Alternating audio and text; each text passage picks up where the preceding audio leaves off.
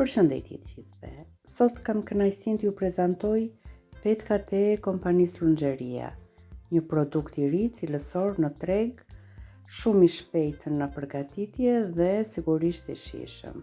I kam shoqëruar me një salcë kremoze, plot shije dhe aromë natyrale. Le ta shohim bashkë sa e thjeshtë dhe sa të shijshme dalin. Këtu kam 500 gram petkat. I gjeni në këtë paketim edhe në qese dhe në kuti kartoni.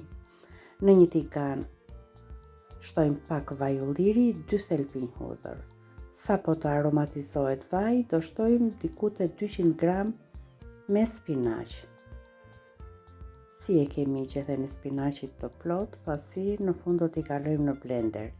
I lëm 3-4 minuta derisa spinaqi të bjej nga vëllimi, duke i përzier her pas here.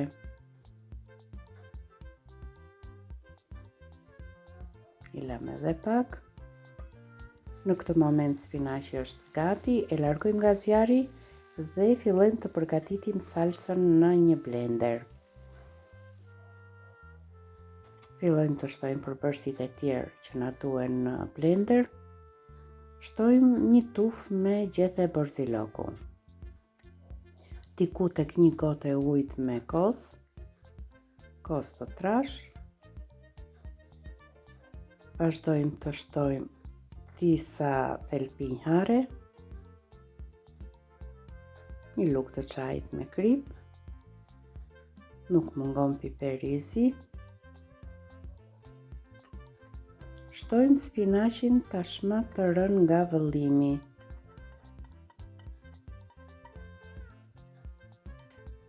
Të gjitha së bashku i bluajmë në blender sa të kthehet një krem i plot dhe i shijshëm.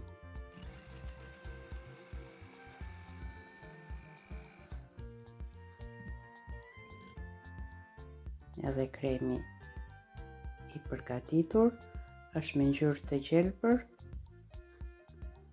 dhe tepër i shijshëm. E zhvendosim sërish në tigan dhe në fund fare i shtojmë pak djath kashkavall ose çdo lloj djathi tjetër që shkrin. Ndërkohë që përbërësit e salsës lidhen, në një tenxhere me ujë të vluar shtojmë një lugë të çajit me krip, shtojmë edhe petkat. Do t'i shtoj vetëm një lugë të gjellës me vaj, pasi ndihmon vaj që petkat mos të ngjiten. I shtuam petkat, i bëjmë një përzierje dhe do t'i lëm në zierje vetëm për 2 minuta.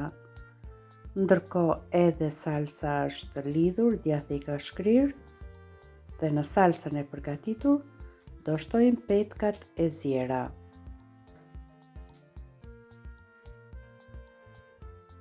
Jo vetëm që përgatiten shpejt këto petka, por kanë dhe një shije të mrekullueshme.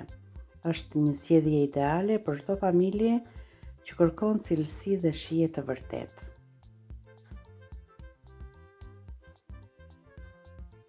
Vazhdojmë t'i përziejmë me delikatesë.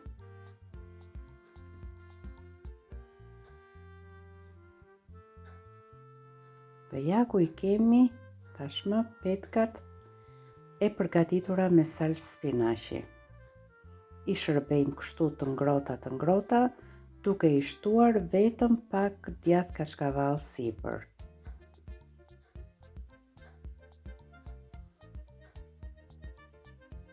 Si u thash edhe më parë, jo vetëm janë të shijshme këto petka, por kanë dhe një cilësi shumë të mirë. Të dashur miq, kjo ishte edhe receta e ditës së sotme.